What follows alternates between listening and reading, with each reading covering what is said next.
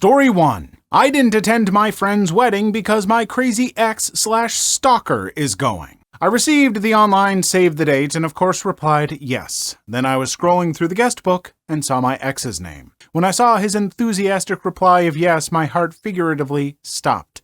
I felt cold inside and I started hyperventilating. The ex. This man abused me for months, isolated me from my friends and family, used me for money and intercourse, and then cheated on me. He made me feel crazy for confronting him about his drug use, about the girls hanging around him. I eventually stopped asking him because I wanted to keep him happy. When we moved away for a few months and we were long distance, he had friends that would report back to him if I went out with friends. He would confront me on our Skype chats about me being out with guy friends unchaperoned and would forbid me to go out without a chaperone. I eventually caved and didn't go out with any of my friends unless they were the girls he knew or I just stayed home. I lost contact with many friends and my family, but then we were engaged and something broke in me when I realized I would have to give up everything to be with him, and I envisioned myself either dead or wanting to be dead when I saw our future together. When I finally broke it off for good with him, he had previously installed a keylogger into my phone and computer, is that the official term, and was able to see everything I sent and did. He threatened self-termination if I didn't talk to him, so I said, go right ahead, and notified his mom he was making threats against his life. I told her that if he contacted me again, I was going to the cops. She said she would take care of it. A few nights later, I went to a late movie by myself and got a call saying he was right outside my apartment. He saw my light on and just wanted to talk. I was not there at the time. He had a history of stalking and previous allegations of abusing his ex-girlfriends. The next day, I stated the proceedings to get a restraining order out on him. Fun fact, they are really hard to get. The order of protection was granted for 1 year and I have moved on. I got a new laptop phone and changed my address. He was blocked on Facebook and I deleted all of our mutual Facebook friends so they couldn't report back to him on me. Now, seeing him RSVP to a mutual friend's wedding threw me off kilter. My current boyfriend was unable to attend with me work, so I didn't want to go alone. I meant to email the groom and explain how I didn't want my drama to overshadow his wedding, but that he may not have been aware of the crazy ex-drama that happened a couple of years ago, but I saved it as a draft and never dealt with it. I pushed it back to my mind and was focusing on work and school, but I got the email reminding me about the wedding, didn't know what to do, and did not show up. I sent the newly married couple an Amazon package from their wedding registry with my apologies and offers to take them out to dinner after their honeymoon, but I don't know how to ask him now. Question: how do I bring this up to the groom? How do I explain why I didn't reply and why I didn't show up? Do I go into details about the horrible things my ex did? Do I show them a copy of the restraining order? Do I continue to ignore and later message the groom to just take them out for dinner? So first off, yeah, absolutely good on you for not going to that because you do not deserve to go through that. And yeah, the bride and groom, they may not have known about this history that this person had or whatever. It would have been great if you could have sent that email like, hey, I would love to be there, but I don't want this to overshadow. The email you composed sounds pretty reasonable. But I also understand not wanting to send it because it's like, well, now they have this drama to deal with. I would get uncomfortable. I would take forever to send that email. So yeah, I would have done exactly what you did. And if anything, I think now that the wedding's over, when you take them out to dinner, just be like, I am really, really sorry. I noticed that an ex was there that I've got a lot of problems with and everything, but I didn't want to make it your problem, so I didn't know what to do. I would just be honest. That's the best advice I got.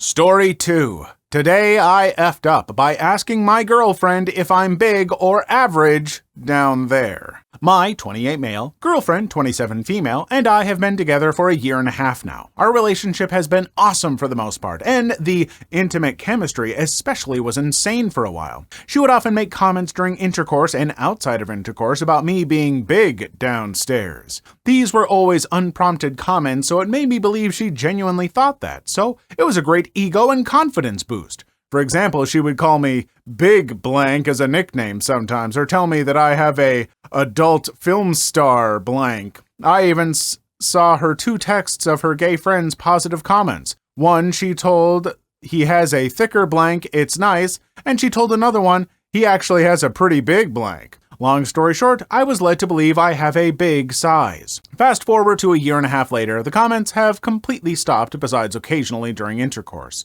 Her intimate drive has been out of whack lately since she started taking an antidepressant called Zoloft, so our intimate life has been pretty slow the past 3 to 4 months. However, I thought maybe there was something about me that was causing the decline in our intercourse life, so I stupidly asked her yesterday while drunk if I was big or average, and she said average. I then asked her how I stacked up to previous partners, and she refused to answer. Her answer was confusing me since she had commented so much before about my size and calling me big, so I followed up today to clarify. She justifiably got very angry with me, saying she doesn't compare herself to my previous partner, so I shouldn't do the same. She was right, but I explained that I just thought that she thought I was big and was worried maybe my size had changed or something. She said, "You're still big, but out of all the guys I've been with, you're average. Don't ask questions you don't want the answer to." Now I'm even more confused and insecure, but this is obviously something I can't ask again. I'm a big idiot for asking in the first place.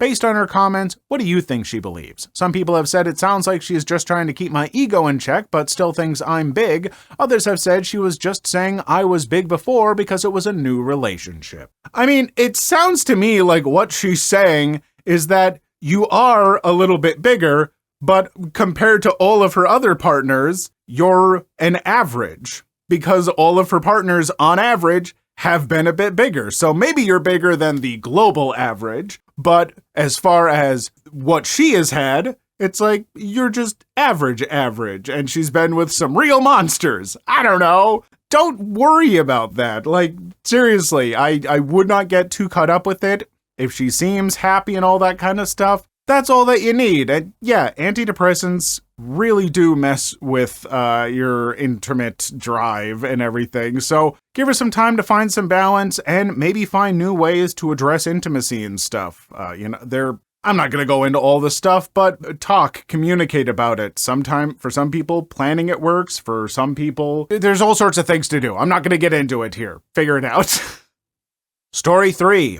My pregnant best friend's husband just tried to cheat on her with me. My 25 female best friend since high school's name is Jen, 25 female. We've been friends and each other's support systems through everything over the past 10 years. Prom, injuries, cancer diagnoses in both families, crushes, heartbreaks, new jobs, grad school, the list goes on and on. Jen met her now husband Will during freshman year of college, and I passed the torch over to him as her person. We've always remained close and each other's best friends, but they were now a team that I was in the cheering section of.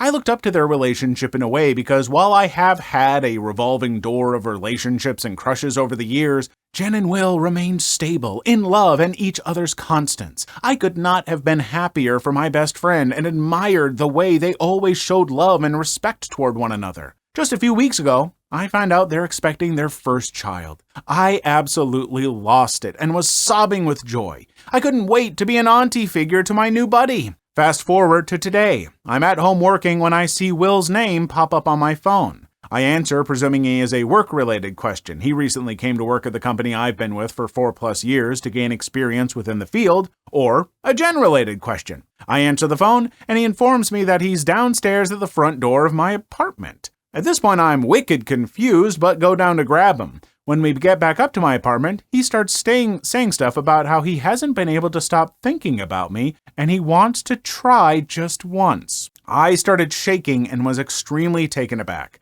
I kept repeating that you're in love with Jen, and that Jen is my best friend, while shaking and avoiding his advances. After a few minutes, he said that coming over here was a mistake and that he was going to tell Jen what he did. Jen and I talked and we are completely fine, but she asked that I don't spread this around. Rightfully so. I keep replaying the entire thing and still can't process that this is real. I don't have anyone neutral to talk to about this. I can't tell any of my other friends because we all work together.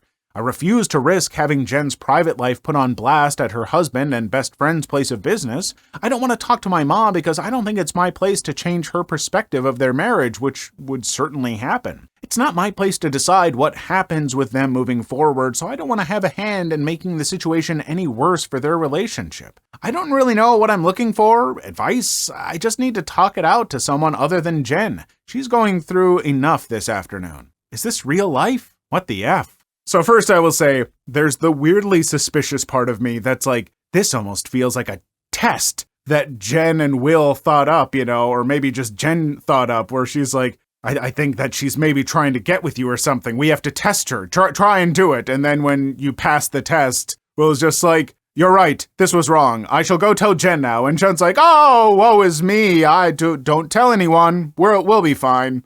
I'm sure that's not what's happening. That would be a sitcom scheme and a bad one. But yeah, if she seems okay with it and is willing to work it out with Will, like, yeah, that's her decision. She gets to make that decision. And yeah, I would respect their wishes not to spread it around. It's weird. That's a weird thing to have put on you. And I would definitely be a little cautious about being around Will alone at this point. But yeah, otherwise, I don't think there's a whole lot that you can do, or should do, I guess. Story 4. My boyfriend is a passport bro, and I had no idea. I've been with my boyfriend for 8 months. Things have been going really well between us up until a few days ago. A little backstory. I'm from a Central European country, and he's American. He said he settled in my country because of work opportunities. We met in a coffee house where I work as a barista. We clicked instantly and started going out a few weeks later. Everything was so good and we had so much fun. Fast forward to last week. He asked me to help him with some documentation. I was happy to, as I know my language is hard to understand and even translate sometimes. When I was searching online on his laptop, I stumbled upon some weird websites. They were all about passport bros. I didn't even know what the hell that was at first. And basically had tips on how to settle in foreign countries, where to find a traditional bride, which country has the most beautiful women, etc. I was shocked and so confused. I know I shouldn't have done it, but I wanted to gain some clarity and checked his profile on one of these websites. He had full-on conversations about Eastern European countries, European women, and how easy or hard it is to take them out on dates, if it would be better to settle down in Asia instead, and so on. He decided to settle down in my country. I feel dehumanized and like he fetishized me and the women from my country. Also, our whole relationship has been built on a lie because he told me he settled down here because he got a job offer. After I found all this stuff, I quickly took down a few pictures as proof and then made up an excuse to come home. He tried to reach out a few times, but I told him I don't feel well, so I can't meet up right now. I can't even look at him. I feel so disgusted. Am I overreacting? How can I confront him about all this? You are not overreacting because, yeah, it does seem like he's coming from a place of lying to you about all this. And even if he's maybe developed real feelings now, how can you know for sure? Like, when he has clearly come about this from that angle, how are you going to trust a person like this? If you're in this situation, you could tell him that you're aware of all this and try to have a good conversation with him and maybe rebuild that trust, but honestly, I wouldn't blame you for just ghosting the guy. Like, that's sketchy as hell. Ugh. Story 5. Am I the a-hole for telling a friend what her tattoo really says? Throwaway, friend group knows my main account. I, 37 male, went out New Year's Eve with a group of friends, and the group had some friends of friends, basically people I've only known in passing. One of them, Andy, 39 male, brought his girlfriend, Julie, 30s female. Julie decided to show a tattoo she got last week. She rolled up her sleeve to show it, and she announced proudly it says, "Strength and Beauty" in Chinese. It was on her forearm, and I almost spit-take. Now, I have to explain I'm half Korean, but people have mistaken me as Hispanic, so I don't really look Korean to most Westerners. I'm also not fluent, but conversational in Korean and able to read. The tattoo was in Hangul characters, and it definitely did not say strength and beauty. Julie got upset at my spit take and asked what my problem was. I said, "It's not Chinese, and it doesn't say what you think it does." She got even more mad and said, "What would I know?" I explained I was Korean American, can read Korean, and what it says is not nice. I asked her what happened at the tattoo shop, and she said she always wanted to get Asian characters and went to a shop and saw a Chinese guy in the shop and demanded he be the one to do her ink. I asked Julie and Andy if Julie did anything that could have peed the tattoo artist off. She denied it, but Andy confessed she was super pushy about it and kept saying she wanted him to do it over any other artist in the shop because he would be used to the characters, plus a few other statements. By this point, she was crying and not enjoying hanging out for New Year's Eve. She wanted Andy to take her. On her way out, she asked me what it said. I said, "It's like the worst thing you could call a woman. It's like B, but worse." She just burst into tears while walking out. After the two of them left, the rest of my friends said I was a real jerk for spoiling her new tattoo and I could have made something up or not reacted. I had to explain that the word used is really a cultural faux pas, and to see it on the skin is shocking to the highest degree, and the fact I was sipping on a beer when she revealed it only made a spit take impossible to avoid. Well, this morning I got some messages from friends saying I really should apologize to Julie for traumatizing her about her tattoo. I feel like this is ridiculous. Like, it's a really vulgar word on her arm, and if I had that on my skin, I'd like to know. But everyone else thinks that I should have just complimented her instead, so am I the a-hole for revealing to a friend what her tattoo actually says? I mean, it sounds like Julie's kind of the a-hole for, like, forcing someone who was Asian to do Chinese characters because she just was certain they were Chinese and was rude about it. I'm sorry. And if you're going to get foreign characters on your body as a tattoo, you better speak the language. You better be at least familiar enough to know what you're getting. Don't just go to a tattoo artist and be like, I want this tattoo in your language that says this or whatever. Like, if it's important enough to have on your body, it should be important enough to learn about the language and everything. Don't just co-opt someone's language and everything because you think it looks pretty, you know? I don't know. I'm a person who believes that if you're going to get a tattoo, it should have at least some amount of meaning to you, like, and especially if you're getting stuff from other cultures, don't just do it frivolously. Like, have a little bit of respect for it. And I have to side with this, you know, whether or not you believe that, fine. If you think that, you know, hey, my body's a canvas, I can put whatever I want on it, fine, that's up to you. But then, like, yeah, I agree with this person. If I had something that was really vulgar on me in another language, I would want to know. What if she just went to China or something with that on vacation and she's like, look at my tattoo, and they're all like, oh my God, like, what's worse? Finding out, like, among some friends where you could maybe get it, like, fixed or corrected, or finding out in that situation? Like, I'm sorry, this person's not the a-hole. You know what? She got what she got.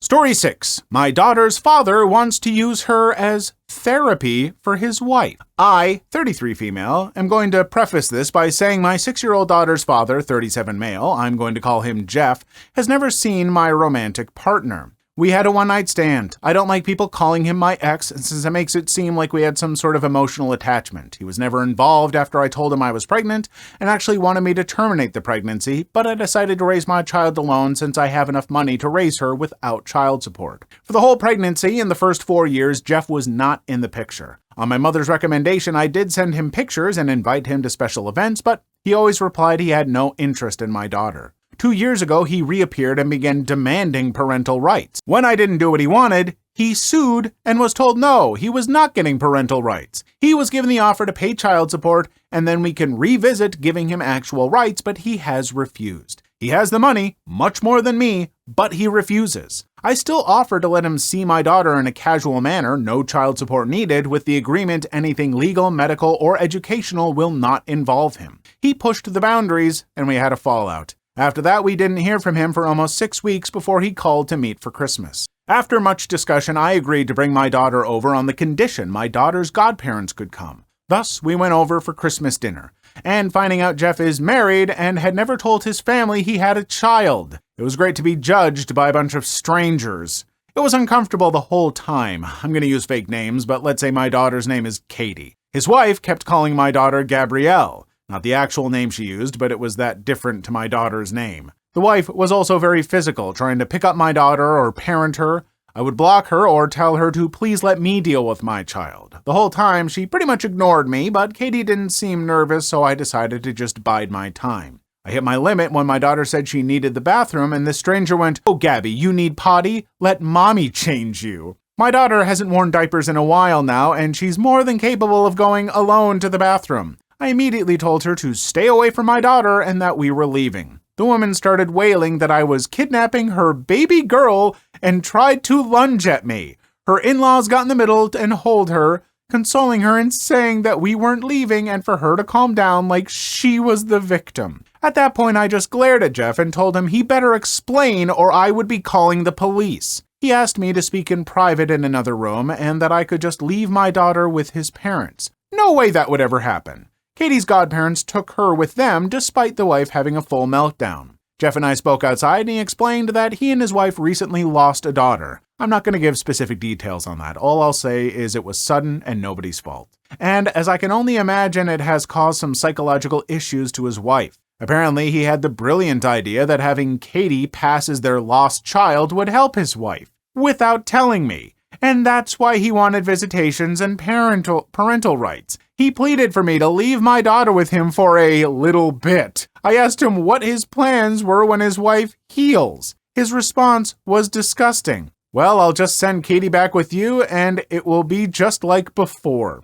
I told him he was insane if he thought I would let him use my daughter like that. What his wife needs is therapy with a professional, not feeding her delusions. And I would not let that woman within miles of my daughter. He told me I was being cruel and didn't know the pain of losing a child. I agreed with him, but reminded Jeff that my priority is not his family, it's my child. What he and his family do to work through their grief has nothing to do with us. I also told him to call his lawyer because I'm making sure he never has contact with my child. So that's what I'm bracing for. He's been blasting my phone since Christmas, but I can easily ignore him. My daughter and I are doing a small travel vacation. This isn't an update, just something I feel needs to be said. My daughter is set for life monetarily. She has a trust, and I make really good money in my position. If she was 18 right now, I could put her through college without a loan. She doesn't need child support for quality of life. If I could get child support and never worry about her father trying something, I would be suing him in a heartbeat. But after talking to a lawyer and realizing the risk,